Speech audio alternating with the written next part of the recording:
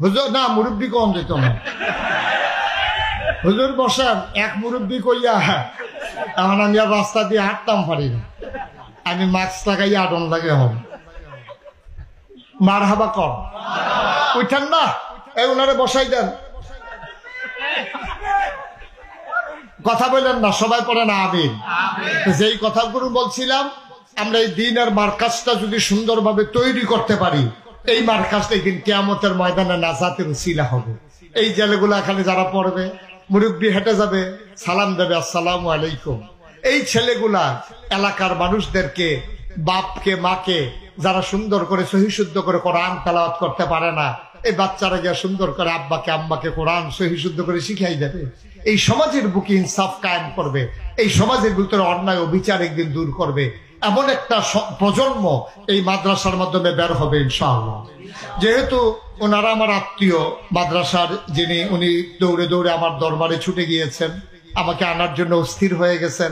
আপা দুলাভাই ওখান থেকে ফোন করেছে, আমি কোনোভাবে আর না করতে পারিনি। আপনারা জানেন, সোশ্যাল মিডিয়ায় দেখেছেন, আমি কয়েকদিন ধরে খুব বেশি ব্যস্ত। আমার এলাকা বন্যা কবলিত, আমি সেখানে বসে মসজিদের ভিতরে আমি ঘুমাই, মসজিদের ভিতরে শুয়ে থাকি, সারাদিন কাটাই। ওই বন্যার লাগিয়া খিচুড়ি টিচুড়ি লেহাতে দুগলা খাই, না হইলে নাই। এই অবস্থার ভিতর দিয়ে কয়েকদিন ধরে ত্রাণ সামগ্রী এই সংগ্রহ করে করে আমি ঘরে ঘরে নাগাইছে প্রায় 10,000 চুলা আছে। প্রতিটা ঘরে আমরা চেষ্টা করেছি অন্তত 2 বার করে, একটা ঘর বলতে পারবে না যেখানে আমরা অন্তত 2 বার করে সাহায্য পাঠাইনি।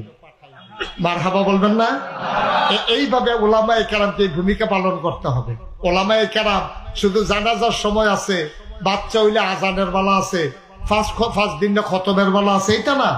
ওলামায়ে কেরাম হবে সমাজ বিনির্মাণে এক একজন অগ্র সেনানী। বন্যার সময় তারা ঝাঁপাই পড়বে সাহায্য দেওয়ার জন্য, করোনার সময় তারা ঝাঁপাই পড়বে মানুষদেরকে মুক্তি দেওয়ার জন্য।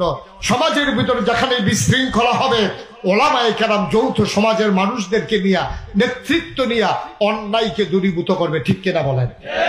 ইমাম যখন যা মসজিদের সামনে থাকে, ইমাম যেমন সবার সামনে থাকে, ওই ওলামায়ে কেরাম যেখানেই বিশৃঙ্খলা, সব সাধারণ থাকবে পিছে, ওলামায়ে কেরাম থাকবে সবার সামনে। ঠিক কিনা বলেন? ইমামের জায়গা কি পিছে না সামনে? সামনে। নামাজের সময় যদি ইমাম মানতেন পারেন, সবসময় ইমাম মানবেন যে হুজুর হাতে মিলে গ্যাসের বোতলের দাম 3,000 টাকা করে রাখে, গত কয়দিন আগেও 2,000 বেচছে, 1,000 বেচছে, অহন মিলে 3,000 কয়, হুজুর লইয়া হবলে মিলে গিয়ে ধরবেন কি রে, কারবারটা কি? এইভাবে সুন্দরভাবে সমাজটাকে বদলে দিতে হবে, তাইলে আল্লাহ সুন্দর করে দেবে। এমন উদাহরণ যুগে যুগে আমাদের অনেক ছিল। সুবহানাল্লাহ বলবেন না? মুসলমান মন দিয়ে শুনো, ওই মুসলমান চাই, ওই আলেম চাই, ওই ইমাম চাই, ইমাম আহমদ ইবনে হাম্বল। ওনাকে যখন বাদশাহ প্রস্তাব দিলেন, বাদশাহ প্রস্তাব দিয়ে দিলেন আহমদ ইবনে হাম্বলকে আপনি হয়ে যাবেন প্রধান কাজী। ইমাম আহমদ ইবনে হাম্বল বললেন, আমি তো কোনো বাদশার চাকরি করব না, আমি চাকরি করি বাদশার যিনি বাদশাহ, ওই আল্লাহ। আপনি যদি আমার চাকরি নেন, চাকরি দেন, আমি আপনার পক্ষে কাজ করা লাগবে। মনে রাখবেন, যদি ফতুয়া চান তাহলে 1 নম্বর ফতুয়া হবে আপনি বাদশাহ হওয়ার উপযুক্ত না। কত কঠিন দিল, কত সাহস তার। ওই যে আল্লাহ বলেছিলেন, ইয়া আইয়ুহান নবী আত্তাকিল্লাহ, হে নবী আপনি আল্লাহকে ভয় পান। ওই ওলামায়ে কেরাম যারা, তাদের অন্তরে ছিল আল্লাহর ভয়, সমাজ বিনির্মাণে তারা আল্লাহর ভয় অন্তরে নিয়ে সমাজের মানুষের জন্য কাজ করেছে, কখনো কোনো অন্যায়ের কাছে মাথা নত করে নাই। ঠিক কিনা? আমরা সেই মানুষ হতে চাই। আপনি হুজুর হওয়া লাগবে বলছে কে? আপনি হুজুর হওয়া লাগবে আপনারা বলছে কে? আপনি হুজুর হওয়ার দরকার নাই, আপনি মুসলমান হন তাইলেই হলো। আমরা মুসলমান তো হওয়া দরকার আছে নাকি? সবাই হুজুর হবেন না, কিন্তু সবাই মুসলমান হওয়া লাগে। মুসলমান হতে হলে আফাতুমিনুনা বিবাযিল কিতাব ওয়া তাকফুরুনা বিবায, তোমরা কি কোরআনের কিছু অংশ মানো আর কিছু অংশ মানো না? তাইলে হবে না। উদখুলু ফিস সিলমি কাফা, ইসলাম মানলে পরিপূর্ণভাবে ইসলামে দাখিল হয়ে যাওয়া লাগবে। নামাজের ভিতরে যেমন তুমি ইমামকে ডিঙ্গাইয়া রুকুতে যাও না, ইমাম সাজদায় যাওয়ার আগে তুমি যেমন করে সাজদায় যাও না, ওই ওলামায়ে কেরামকে ডিঙ্গাইয়া কোনো অন্যায়ের সাথে আপোষ করা যাবে না। ঠিক কিনা বলেন?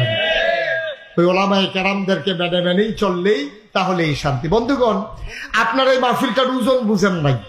সত্যিকার মাহফিলটার ওজন বুঝেছে যারা আজকে এই এলাকার আকানগরের যারা কবরে ঘুমিয়ে আছে, তারা জানে এই মাহফিলটার ওজন কত। আপনি কিচ্ছু বুঝেন নাই, আপনি জানেনও না মাহফিলটার ওজন কত। আপনি মনে করছেন মাইক, ফিসা হুজুর, ওয়াজ, কতক্ষণ হাসি কতক্ষণ কান্না, কিছু কথা শোনা, কোন স্লোগান দেওয়া, আপনি মনে করছেন এইটাই মাহফিল। না, যারা কবরে ঘুমিয়ে আছে, পাশেই কবরস্থান আছে নাকি? কবরস্থান পাশেই, তারারে যদি জিগাইতেন পারতেন যাকে মাহফিলটার ওজন কত, তারা কইতে পারল আসল ওজন কত। আমি কিতাবে পেয়েছি কোথাও যখন মাহফিলের ভিতরে লোক হাজির হয়ে যায়, সন্তান যখন আসে, নায়নাত করে যখন আসে, রুহানি হালাতে আব্বা আম্মা চতুর্দিক দিয়ে এসে মাহফিলের দাঁড়িয়ে যায়। আপনাদের যাদের আব্বা নাই আম্মা নাই, এখন চতুর্দিক দিয়ে দাঁড়াই রয়েছে। আপনিও দেখেন না, আমিও দেখি না, দেখে ফেরেশতা। কে দেখে? আমার কথা কয় না, কে দেখে?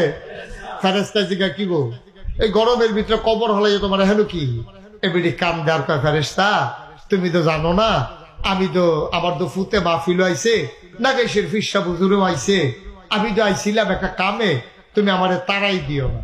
ফেরেশতা ডাক দেয়া কয়, কি কাজ তোমার?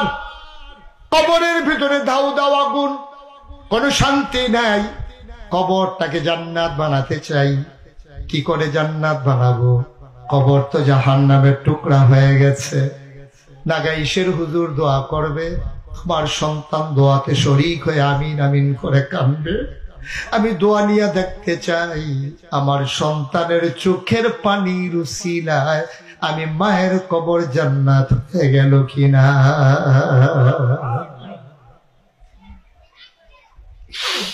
ও আকানগরের মুসলমান, ওই মা যারা কবরে শোয়াইছ, ওই বাবা যারা কবরে শোয়াইছ, তুমি দেখো না, আমি দেখি না, মা বাবা মাহফিলের চতুর্পাশ দিয়া দাঁড়ায় অপেক্ষা করে কখন সন্তান দোয়া করে দেবে, কবরে জান্নাত হয়ে গেল কিনা, গিয়া খবরে খবরে খোঁজ খবর নেবে। মুসলমান, ওয়াজ শুনেছ, কথা শুনেছ, প্রচন্ড গরমের মাঝে বসেছিল, একটা লোক উঠে যাও নাই।